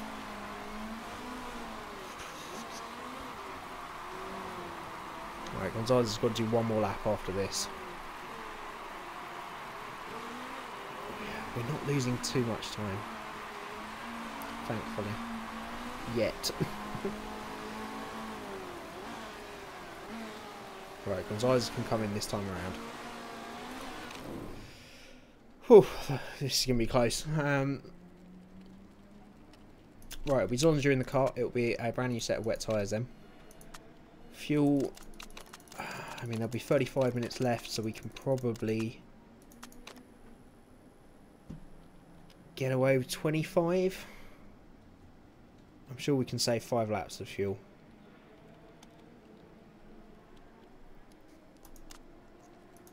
I don't know, I haven't been paying attention to how much we've been using. Yeah, 25, that should be okay for 35 minutes. It's about 31, 32 laps. Oh, I hate running out though. I'm just going to put a couple extra for luck, just in case. There's too many times in Motorsport Manager that I've run out of fuel. It's the worst feeling in the world, because that extra couple of attempts you might have saved by not putting it in is completely voided by the fact you've got to stop again or run out of fuel completely. Right, Webber needs to do probably another couple of laps. Let's use his boost because he can. Well, he's in free air as well. Right, Gonzalez has made it back to the pits in 34 minutes, so he's all good. He'll definitely be okay till the end, or Zonja will. Might be overfueled a bit, but we can always use up that extra fuel once it becomes apparent how much we need. Right, Webber goes past this time, and he can come in this lap then. By the time he gets round there, it'll be about 32 minutes, so that's fine. So we'll be putting Kubica back in the car, fresh wet tyres, and for him, wait, let's just find out what the other car says in terms of, says the fuel's about right, actually, so we'll put 27 in for Webber as well. Right, switch over. Kubica, wet tyres. 27. Car looking okay. We will have to watch the engine and the rear wing a little bit, but we should be okay. Webber's tyres are wearing up. I know there's not much I can do, it's just how long they have to go. We could have conserved a little earlier actually, but he's just about going to make it, thankfully. We shouldn't have lost too much time. There goes Solinger a lap down then. He's one lap himself. Oh, he shouldn't be pushing. Put him on neutral for the moment. Need a good stop here for Webber. And we've got one. So Kubica will come back out easily ahead of his teammate. And we will still stay in 5th and 6th with the 2 cars ahead. 2 Signatech cars presumably hitting very soon. It's now the 2 Porsches behind us then. 2 Porsches are past the Rebellions. But again, I've got to presume they've got to stop. So I think we've got 3rd and 4th wrapped up here. It's a little early to say. Tyres are going to be fine for half an hour, so let's just go neutral on the tyres. And fuel. Okay, so 25 in car 2 says it's about bang on. 26 in car number 1 is a little bit over. So we'll use up that excess fuel until it goes back to 2, and then we'll know how much we need roughly. Oh no, I couldn't afford to keep Webber out another couple. That was the earliest we could get him in because of his time constraint. I'm pretty sure we got those both bang on.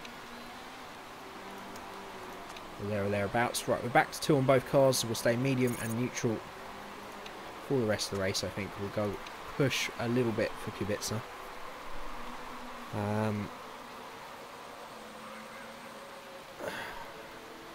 Now, what's the choice? Who's ahead of us? How did that Signatek get back out ahead? Not happy about that. That must have been a great stop from the Signatek guys. They were only about 30-40 seconds ahead of us.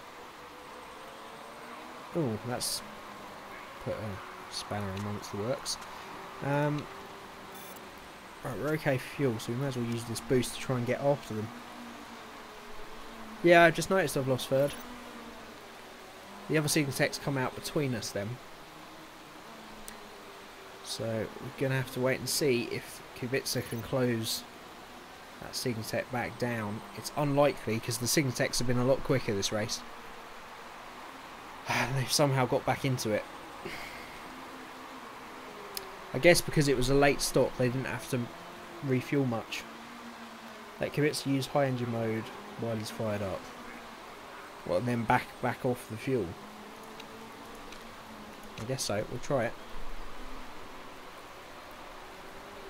Signatech, you got to remember the Signatech is a couple of seconds a lap quicker, just by nature of the car. That Signatech is so much quicker than us recently in the last few races. We'll see what Kubica can do though. He is starting to catch them. Oh no, it's bouncing around that gap really.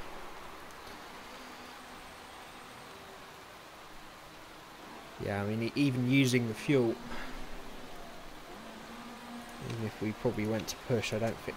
Yeah, we just lost like 3 seconds on that lap. He's using boost. Yeah, the Signatech's too quick. We just can't catch it, I'm afraid. We had a chance to beat them on strategy there, but... as Fox says... yeah, I can push the tyres, I can use the fuel all I want, guys. That Signatech is 2 seconds a lap quicker. We're pushing on the tyres, and we're still 2 seconds quick. Still 2 seconds a lap slower. That car is a lot quicker than ours. We just can't catch them. The pushing and the fuel is probably worth half a second at most. It's not enough to get us past a car that much quicker. Zonja looks to be safe from the Porsches, thankfully. So he should be okay till the end of the race. Just need to make sure the other Signatech doesn't get past Kubica. It's going to be close with 14 minutes to go. The other Signatech is currently doing 1 minute 12s, so nothing to be worried about there. Christ, that car is quick. It's the fastest car on track at the moment, almost. Both of the Signatechs are. I mean, they are pushing incredibly hard. I guess. Guess we can use these boosts.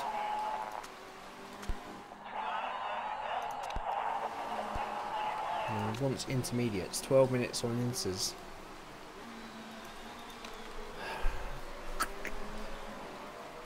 Can we get Zonja back out ahead of the Porsches? I reckon we can. 12 minutes on int. Let's give it a go. How long will that take? We don't need any fuel. We don't need to change drivers. 29 seconds. It will get him back out. He's not going to catch the Signatechs. I reckon that's worth a risk. I reckon that's worth a go. Let's try it.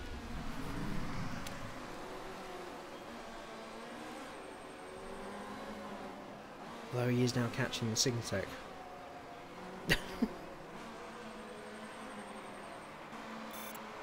11, 10.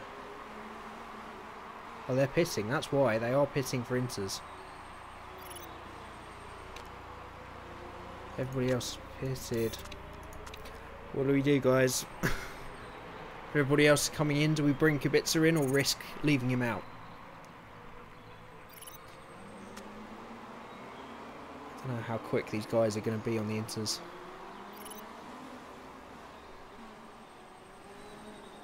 We have excess fuel. Let's use it.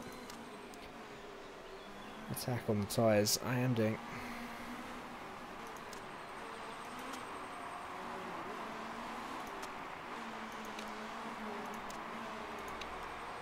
Well, I guess we can attack. It just takes so much out of them so quickly that I don't know how worth it is. Kubica.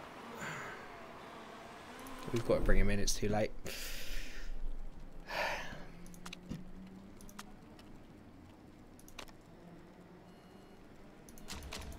He's already lost all that time. He's going to come back out probably just ahead of Zonja. No, maybe even behind.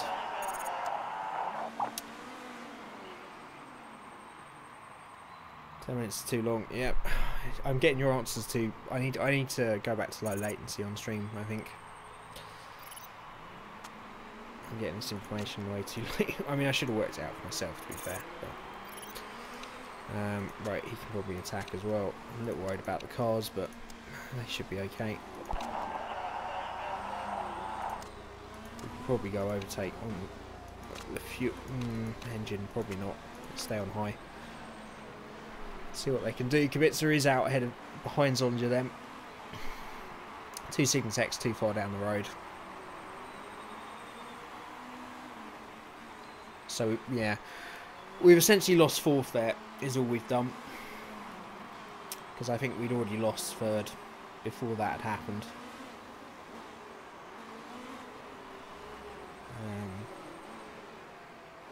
Yeah, 5th and 6th I think it's going to be. It did dry out really quick. This was the thing. These time slots in endurance are actually, you know, sometimes 3 or 4 laps, whereas in the standard game modes, they're a lap. So I did think that we'd maybe have to do this, but at the end of the day, I think it's probably the result we deserved. Those Sigma Techs, we need to make some big upgrades to the car to be able to challenge.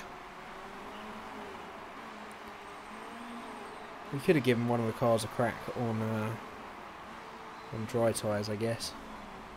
It's a bit late for that now. I don't think they would have gained enough time by the end. Right, let's go back up to full speed and just finish this off. Yes, we're going to end up with extra fuel and blah blah blah, but at the end of the day, we know where we're going to finish now, which is 5th and 6th. We're not catching anybody, so let's just make sure we get over the line. Go medium and neutral.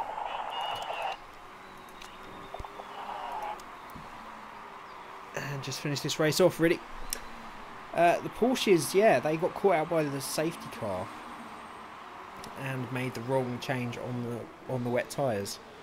I think Porsche were just ahead of the safety car, so they went a lap down, and then of course had to go round and catch back up the safety car. So instead of being just under a lap down, they were almost 2 laps down. Yeah, we'll just bring it home. Their max time is going to be okay then. Across goes Zonja in. Have they got 1 more lap to do? Yeah, 1 more lap. Oh no, we are over the line. Kubica's over the line. Zonja will get 1 more lap then.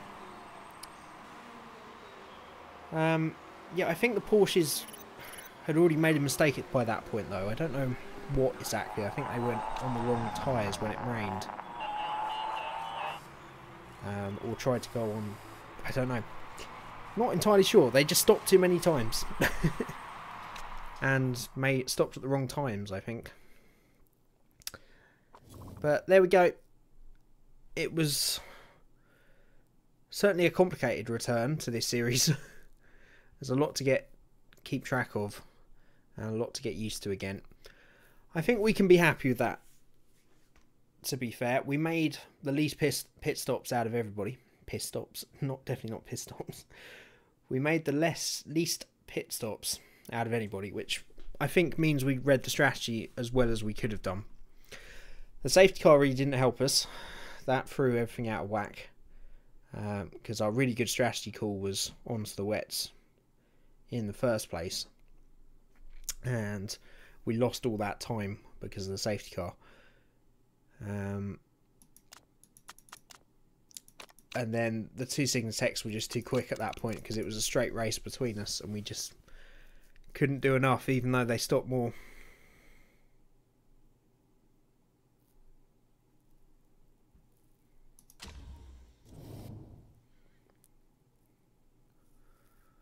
Working on that 24-hour mod right now.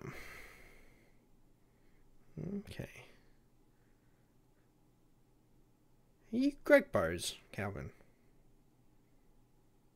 You're on a different account.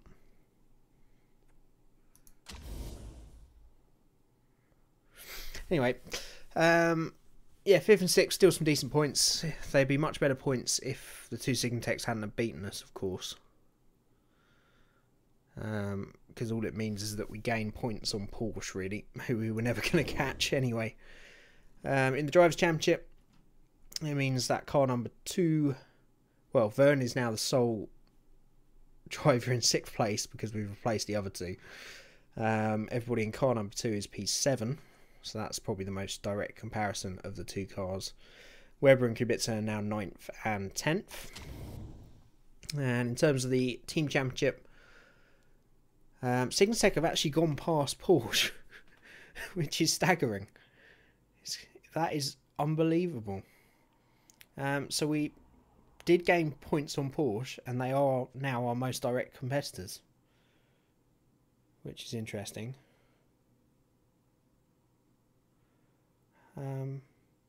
So yeah, that's our new target. Is Porsche, apparently.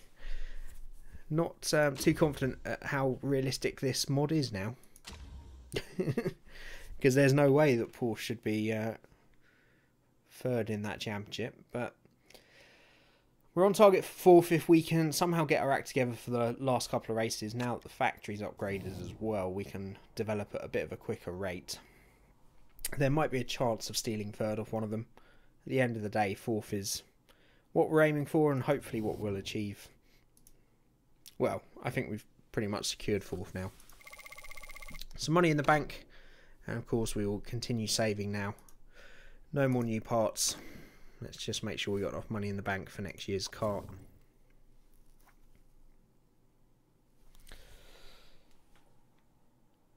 Yeah, 24-hour mod, as I say, hopefully. I know Greg Bros is working on one for me. I do apologise if I should know who you are, Calvin. I don't remember seeing you before on here. Unless you are Greg Bose with a different name. In which case, if you're working on a different one, that's cool. It's the kind of thing I think I'd only do once, is a 24-hour race. Obviously, it wouldn't take 24 hours on times 4. It would probably take about 6 hours, but maybe a little less. But it was still, I couldn't do it every time. Safety car wiped out advantage. Porsches may have been closer. Yeah, that's true. It works both ways, doesn't it? I don't know where we would have been, because we were ahead of a Toyota at that point by about 40-50 seconds. So you never know. But, you know, what a time to have our first endurance safety car. Bonkers. May have a chance against Porsche if they continue lagging behind. Yeah, if they keep making mistakes, then we've got every chance. But we need to raise our game as well. I think if we want to beat either Porsche or Signatech, we need 3rd and 4th in the 2 remaining races. And hope that Porsche and Signatech get beaten by Rebellion as well. But it's a possibility if we get everything right and we get a bit of luck. So that's going to be it. I hope you guys have enjoyed this return to the Endurance series. I think for the moment we will keep it on Sundays. Obviously we've got the ORL GT League will be on Thursdays. There's another pre-season race this Thursday, which me and Rage will be taking part in. And then I think the season may start the week after, or the week after that. So I think we'll keep this series on the Sunday for now. And around about the same time, sort of 7 PM. Calvin, it's your own, but it's a bit fiddly to balance fuel tanks. It lasts 45 minutes, but I have to increase fuel burn rates to achieve it. So it says you have 5 laps of fuel, but you only have 1. Okay.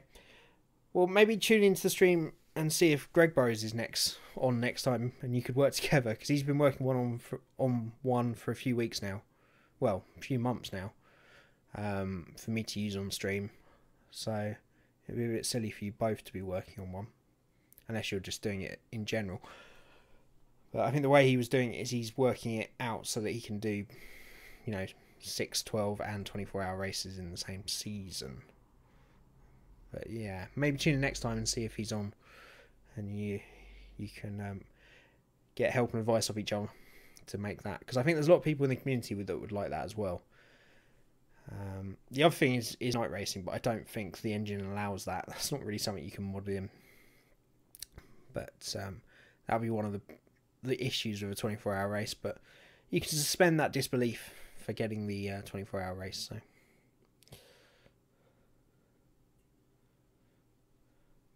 Thanks, Steve. I'm glad you enjoyed it. I'm hoping that Project Cars 2 League will be good. It's nice to have Rage racing back alongside me again, and hopefully we get to be actual teammates for the league itself. So we'll be racing for the same team. So there's a lot of really good competition in that league as well. Some really quick drivers. So that should be fun. And we just need to get a bit more practice in. I'm very rusty at that game. But I'm glad it was good viewing. I hope you guys are enjoying the higher stream quality as well. I was always a little bit, not embarrassed, but I wasn't happy at all with streaming 720 and the sort of potato-y motion you got on racing games. So I'm hoping it's a lot better now and you're enjoying that. It's one of the big pluses of changing the internet, even if I was without it for 3 or 4 days. Right. I think we shall wrap that up here. In terms of content for the week, as I say, I'm going to try and get to the point I'm doing a minimum of 4 or 5 videos per week. And I'm going to concentrate on doing that for the racing channel first, and then hopefully get some more regular content going out on the gaming channel as well. There'll be a new Haas Let's Play video tomorrow. That's already up and uploaded, so that'll be out tomorrow. And then maybe a new Formula 1 and another Forza if I get time to do it before we go again with normal Motorsport Haas, and then this once again on Sunday. So that's a rough outline of what's coming for the week. Sure do. Project Cars 2 looks absolutely stunning. It's a great looking game. It really is. I think only Forza beats it slightly, but that's probably because it's a slightly newer game. But apart from that, yeah, Project Cars 2 is stunning, especially in the wet. I don't think the stream would have quite done that justice. That wet race was incredible. The level of detail in the rain. Right, before my voice completely goes, and I do need it for work tomorrow, I think we shall wrap it up for today. Thank you everybody for tuning back in. As I said, thank you for your continued support throughout January, which was a little bit short on content. We'll be back up and running for February, hopefully, and start working on some new stuff as well. And I hope you will join me for my next stream on Thursday for that Project 2 Cars race. If not, do tune in again for the continuation of the Endurance series next Sunday. And thank you, everybody. I shall speak to you guys very soon.